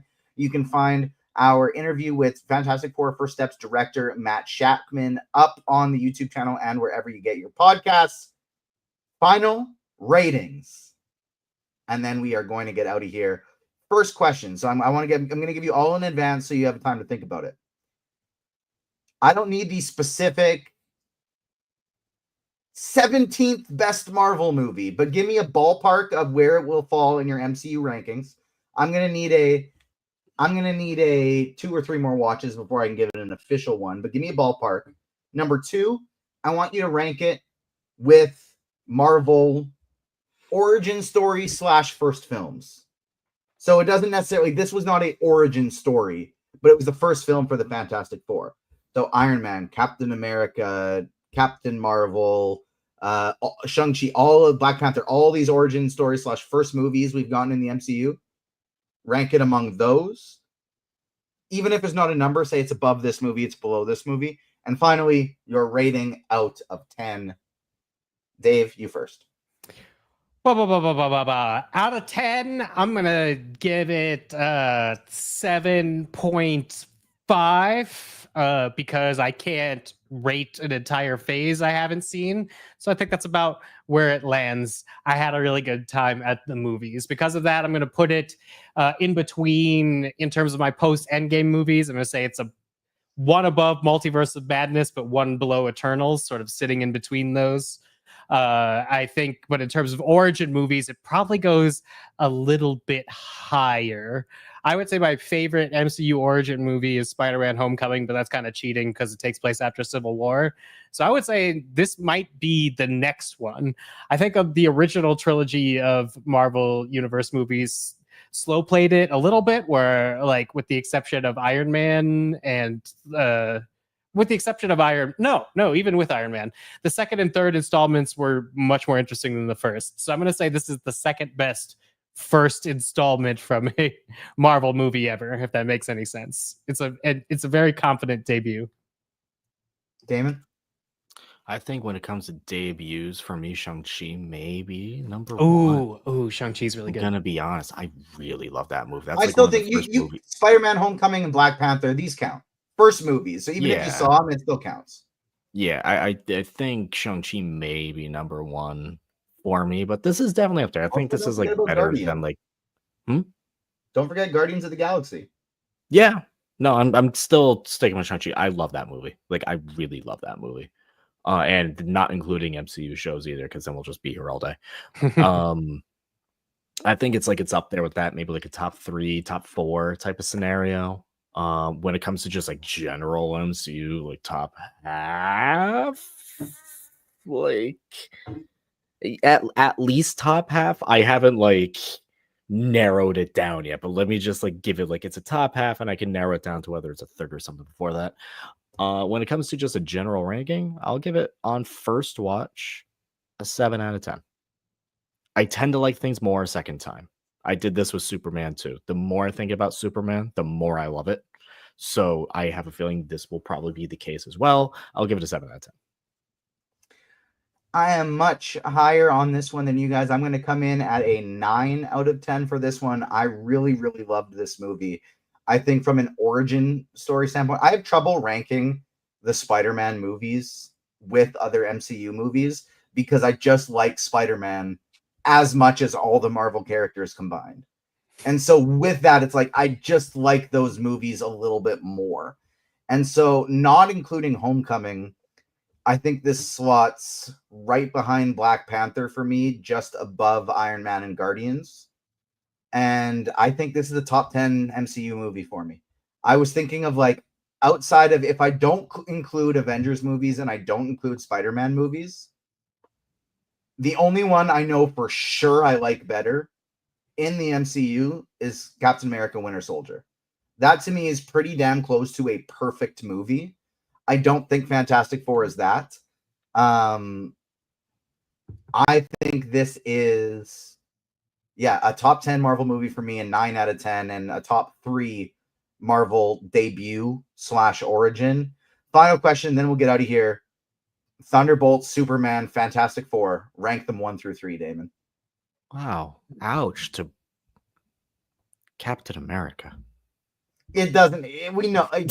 I mean, if you like Captain America, we can include Captain America. It's very easy to just slot it in at the bottom. That's fine. It's a very distant. I was just trying to give it at least an acknowledgement. I think this is my 3rd favorite comic book movie of the year. Dave, how about you?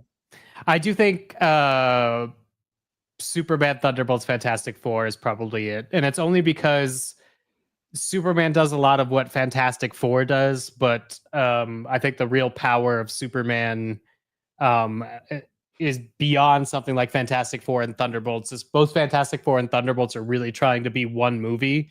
Superman is a bunch of adventures that are tied together with like Lex Luthor, but at each time Clark has to make the same decision, which is to react like a human, and it sort of makes that character stronger than I think the structure of Thunderbolts and Fantastic Four allows their characters to be. They do the DC thing, which is they're talking about gods and monsters, and Marvel has to talk about people, which for me works pretty good in something like Thunderbolts, where we talk it out at the end inside someone's mindscape, and maybe a little less better than when we're kicking tiny Galactus, comparatively tiny Galactus, into a triangle in Manhattan. I'm going to go Fantastic Four 1, Superman 2, Thunderbolts 3. I think it's like critically, I think Thunderbolts 1. As a fan, Thunderbolts 3. Like I enjoyed Fantastic Four and Superman as my little comic book superhero cartoony heart. Just enjoyed those ones a lot more. I think Thunderbolts is probably the better film of the three of them, is kind of how I would rank that.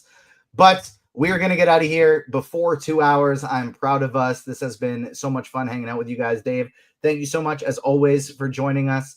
The shout out to the live chat. Hit the like button on your way out. Even if you are watching after the fact, hit the like button, subscribe wherever you get your podcasts. At Agents Fandom on TikTok and Twitter. Agents of Fandom everywhere else. We got some really fun interviews coming for the upcoming Alien series, Alien Earth. We got some stuff for Iron Man and his... it's not Amazing Friends. I always call it Amazing Friends, but it's not the same as Spidey Awesome Friends. The new Iron Man animated show coming out for kids. We're going to have some interviews for that one. Plus, we have Eyes of Wakanda. We have Peacemaker. Lots of stuff coming in the next bit. Thank you so much for tuning in, everyone. We will see you next time. On behalf of myself, Damon, and Dave, peace.